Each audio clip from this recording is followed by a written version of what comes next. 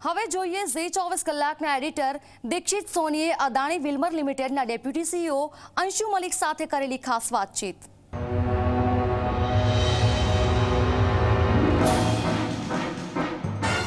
नमस्कार, मैं हूं दीक्षित सोनी और हमारी खास पेशकश में आपका स्वागत है। देश में कोरोना के खिलाफ जंग जारी है और लॉकडाउन के दौरान घरों में बंद लोगों को जीवन जरूरी खाद्य सामग्री पहुंचाने का काम किया है अदानी विल्मर लिमिटेड ने। संकट के इस समय में किस तरह से शुद्ध चीज वस्तुएं लोगों को मुहैया करवाई गई और आने वाले समय में किस तरह से ग्राहकों की मांग और खरीदारों के मानस में बदलाव होने वाला है, इन सारे सवालों का जवाब देने के लिए आज हमारे साथ मौजूद है अदानी विल्मर लिमिटेड के सीईओ अंशु मलिक जी। मलिक साहब, आपका बहुत बहुत स्वागत है हमारी इस खास पेशकश में। और सबसे पहला सवाल हम आपसे यही पूछना चाहेंगे कि अदानी विल्मर खाद्य तेल के अलावा भी किन किन चीज़ों का प्रोडक्शन करता है और लॉकडाउन के दौरान किस तरह की चुनौतियों का आपको सामना करना पड़ा। जहां तक हाइजीन का सवाल है, किस तरह की खास व्यवस्था आपने प्रोडक्शन के दौरान रखी हुई है। धन्यवाद Soni ji and ji news and बाकी सब जी चैनल्स में। देखिए, अदानी विल्मर लिमिटेड एक फूड कंपनी है और ना कि हम लोग तेल, लेकिन हम लोग चावल बासमती और कोलम और सोना मसूरी नॉन बासमती, आटा, सूजी, रवा, मैदा, इसके बाद दाल, बेसन और अभी हम चीनी भी इंट्रोड्यूस किया है, ब्रांडेड सल्फर लेस शुगर। तो ये सब प्रोडक्ट्स जो है हमारे फूड प्रोडक्ट्स है और इसको हम लोग जब भी बनाते हैं इसको काफी ध्यान से हमको देखना पड़ता है कि इसका जो प्रोसेस है इसमें hygiene number 1 and untouched by human hand जितना हो सके आदमी कम एंड ऑटोमेशन ज्यादा, इसके ऊपर ही हम लोग काम किया है। जी मलिक साहब, एक सवाल ये भी है कि देश में कहां पर आपके प्रोडक्ट्स का जो है प्रोडक्शन होता है और खासतौर पर संक्रमण से बचने के लिए आप किस तरह के एहतियातन कदम उठाते हैं। देखिए, पहला तो हमारा जो भी हमारे पास 25 फैक्ट्री ऑल ओवर इंडिया है, जिसमें आंध्र प्रदेश है, तमिलनाडु है, कर्नाटक में है हमारा फैक्ट्री, कलकत्ता में है, बंगाल में हल्दिया में है, उड़ीसा में पारादीप में है, फिर राजस्थान में है, जयपुर, अलवर एंड बूंदी में, फिर गुजरात में तो आप जानते ही है हमारा सबसे बड़ा प्लांट मुंद्रा में है, फिर हजीरा सूरत के पास, फिर कड़ी में है। ऐसा करके हमारे पास 25 फैक्ट्रीज है। ऑल दिस 25 फैक्ट्रीज में पहले मैं बताऊं कि हमारे पास एक डॉक्टर सर्विस है और हमारे पास ऑलरेडी फैक्ट्री में एम्बुलेंस है। वो हमारा फैक्ट्री में each factory has an ambulance as per the requirements. तो हमारे पास एक फैक्ट्री में डॉक्टर भी है एंड एम्बुलेंस भी है। सो हमारे पास क्वारंटाइन करके अगर किसी का तबीयत खराब है हम तुरंत उसको मेडिकल केयर ले सकते हैं, उसका हमारे पास आज भी सुविधा है। ये एक है।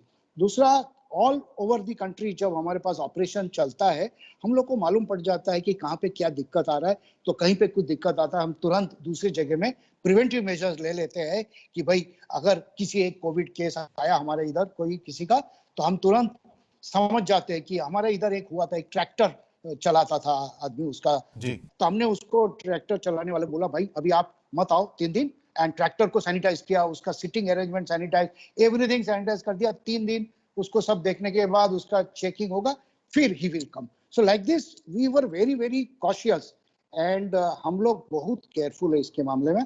और ऑटोमेशन हमारा क्योंकि बहुत ज्यादा है, हमारा कोई चीज एक्सपोज नहीं होता है, चाहे दाल लीजिए, बेसन लीजिए, आटा लीजिए, गेहूं लीजिए, ये सब गेहूं भी साइलो में है, कोई खुला हम लोग बोरी में रख के काम नहीं करते, हमारा सब साइलो है। साइलो से डायरेक्ट प्रोसेसिंग में जाएगा, फ्यूमिगेशन होगा, प्रोसेस होगा और आगे बढ़ेगा, पैकिंग होगा। लॉकडाउन के हालात में डिस्ट्रीब्यूशन भी काफ़ी महत्वपूर्ण बन जाता है और ख़ासतौर पर इस माहौल में ऐसी कौन सी चुनौतियों का आपको सामना करना पड़ा और लोगों के घर तक आपने उनकी जो खाद्य सामग्री हैं, जो चीज़ें हैं, जो जीवन जरूरी चीज वस्तु है, वो आखिरकार कैसे पहुंचाई। अच्छा, देखिए, पहला तो पूरा इंडिया में हमारे पास 25 फैक्ट्री के अलावा 85 डिपोज है जिसको हम लोग कहते हैं डिस्ट्रीब्यूशन सेंटर्स। ये सब डिपोज जो होते हैं कम से कम 20 से 1 लाख स्क्वायर फीट का वेयरहाउस होता है और इसके अंदर हम 10,000 5,000 टन तक माल रख सकते हैं। इतना बड़ा बड़ा वेयरहाउस लेके हम लोग चलते हैं और महीने का सेल भी काफी ज्यादा वॉल्यूम है, तो हमारा मूवमेंट ऑफ गुड्स काफी है। तो हमारा 5,500 डिस्ट्रीब्यूटर जो है ये हमारे दुकान में जाता है और दुकान में काम करते हैं। दुकान आज के दिन में डायरेक्ट इनडायरेक्ट हम लोग करीबन 14 लाख रिटेल आउटलेट में जाते हैं। तो डायरेक्ट हो या इनडायरेक्ट हो हमारे डिस्ट्रीब्यूटर्स ये सब दुकान तक पहुंचा देते हैं माल को। अब हमारे पास सबसे बड़ा चुनौती जैसे आप कह रहे कि सब लॉकडाउन है, सब बंद है, आप कैसे पहुंच रहे हैं? देखिए लॉकडाउन में डेफिनेटली इसको आप 3 टुकड़ा कर सकते हैं। एक तो हेवीली कंटेनमेंट जोन या आप रेड जोन बोलिए या अफेक्टेड एरिया था जिसमें कि निकलना जाना मुश्किल था, दुकान भी बंद था, वहां का अलग स्ट्रैटेजी था। और जहां पे थोड़ा बेटर था जो छोटे टाउन्स थे वहां पे हमारा अलग स्ट्रैटेजी और रूरल अलग स्ट्रैटेजी। तो मैं पहले रूरल में आता हूँ। रूरल हमारा 50% बिजनेस रूरल देता है जी। और रूरल में अभी तक टचवुड हमारा भगवान की दया से वहां पे कोई ऐसा कोई भी प्रॉब्लम नहीं हुआ।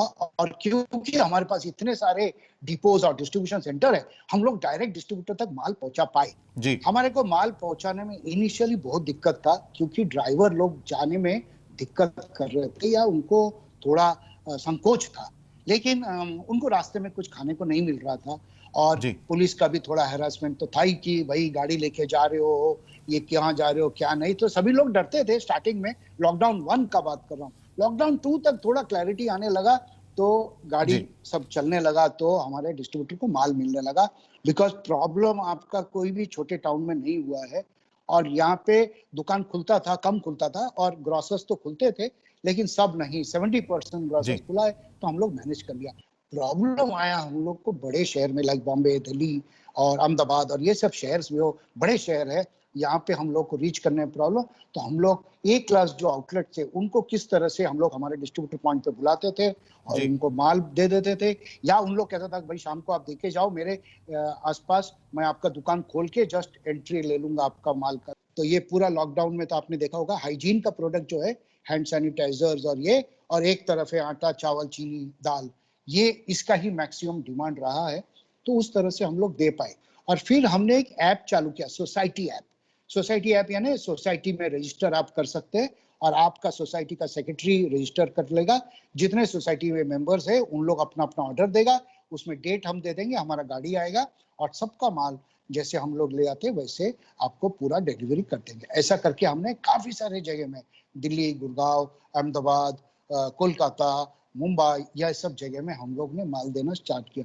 अंशु जी, आपको क्या लग रहा है कि इस महामारी के बाद आने वाले समय में किस तरह से खरीदारों की मानसिकता में बदलाव आएगा और उसके मुताबिक कहीं ना कहीं आपको भी आपके प्रोडक्ट्स में भी कोई ना कहीं कुछ ना कुछ बदलाव करना पड़ेगा? तो किस तरह से आप इसे देख रहे हैं कि आने वाले समय में किस तरह की प्रोडक्ट आप आने वाले समय में लॉन्च कर सकते हैं?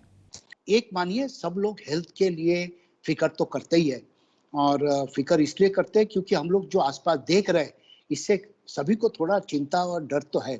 इसलिए फर्स्ट तो हाइजीन के ऊपर सभी लोगों का ध्यान जाएगा।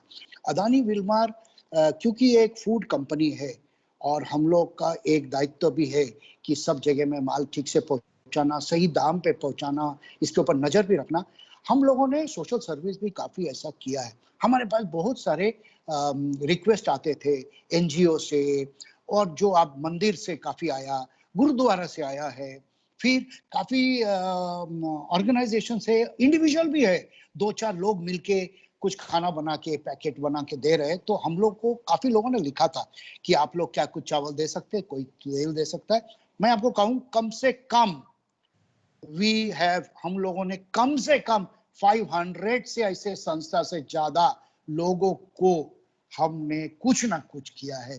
आज रामकृष्ण मिशन बोलिए या अक्षय पत्रा बोलिए या आप कोई भी मंदिर, काफी मंदिर है और दिल्ली में, पंजाब में जो लंगर के उधर जो भी खाना होता है उनको भी कुछ चाहिए था, चावल चाहिए, किसी को तेल चाहिए, किसी को आटा चाहिए, किसी को, तो हम लोगों ने पैकेट बना बना के दिया है।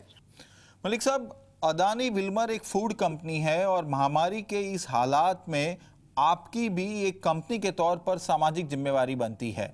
इस दायित्व को आपने किस तरह से पूरा किया?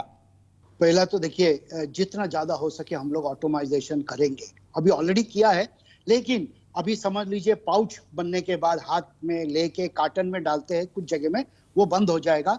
हम लोग उसका भी ऑटोमेशन कर रहे हैं। फिर लोडिंग पूरा ऑटोमेशन करेंगे। जैसे गेहूं आता है वो साइलो में ऑटोमेटिक जाएगा। अभी सरसों आता है, हम लोग सरसों का तेल बनाते हैं, उसको किस तरह से ऑटोमेशन करके काम करें ताकि कोई भी प्रोडक्ट को छूना नहीं पड़े। एक दूसरा, बनने के बाद उसको हाइजीन, गोडाउन जो है, गोडाउन का टेम्परेचर, गोडाउन में जो ह्यूमिडिटी है उसको कंट्रोल में रखना ताकि जो फूड प्रोडक्ट है वो एकदम ठीक रहे। दूसरा, फास्ट डिस्पैच, फास्ट कंजम्पशन। ऐसा नहीं कि 6-6 महीना पुराना चीज चल रहा है, अभी आज जैसा बन रहा है 15 दिन में कंज्यूम हो जाना चाहिए। उस हिसाब से प्रोडक्शन टू द पॉइंट हो और जस्ट इन टाइम जिसको कहते हैं वैसा काम करना है। एंड हर आदमी जो फैक्ट्री में आएगा ये कोविड चेक तो होगा ही होगा। इसके बाद इसका जो टेम्परेचर है, प्लस एक वर्कर को थोड़ा सा रेस्ट भी मिलना चाहिए। उसके हिसाब से हम ऐसा नहीं कि एकदम काम ही करता रहे, बीमार हो जाए, वो भी देखना पड़ेगा। ऐसे जैसा अभी गर्मी चल रहा है, हम लोग सभी वर्कर्स को छाछ देने लगे हैं, किधर नींबू पानी देने लगे हैं, क्योंकि ये सब रिप्लेनिशमेंट ऑफ मिनरल्स और सॉल्ट करना जरूरी है ताकि वर्कर अपना काम ठीक से कर सके। तो उनका हेल्थ अच्छा रखना चाहिए, तो ये रख रहे हैं। और ऑफिस में हम लोगों ने डिसाइड किया अभी 100% लोगों का जाने का जरूरत नहीं, वर्क फ्रॉम होम थोड़ा होना चाहिए एंड स्पेस वो रखना चाहिए ताकि डिस्टेंसिंग रहे, सेफ, मास्क पहन के काम करना चाहिए। तो all these are hygiene factors जो करना है। स्मॉल पैक्स का डिमांड बढ़ रहा है क्योंकि कंज्यूमर्स को स्मॉल पैक चाहिए, उसके लिए हम लोग काम कर रहे हैं, नया प्लांट्स लगा रहे हैं, मशीन्स लगा रहे हैं ताकि छोटा पैकिंग है। तो ये सब चेंजेस तो आ रहा है एंड होगा भी मेरे ख्याल से। जी अंशु साहब, आपने हमसे खास बातचीत की, आपका कीमती समय हमको दिया, उसके लिए आपका बहुत बहुत शुक्रिया। Thank you Soni ji, thank you. तो ये थे अदानी विल्मर लिमिटेड के सीईओ अंशु मलिक, जिनका साफ तौर पर कहना है कि उनकी प्रोडक्ट्स के प्रोडक्शन के दौरान पूरे एहतियात बरते जाते हैं और आने वाले समय में ग्राहकों की मानसिकता भी बदल सकती है और ऐसे में अपने प्रोडक्ट्स में बदलाव करने के लिए भी ये कंपनी पूरी तरीके से तैयार है।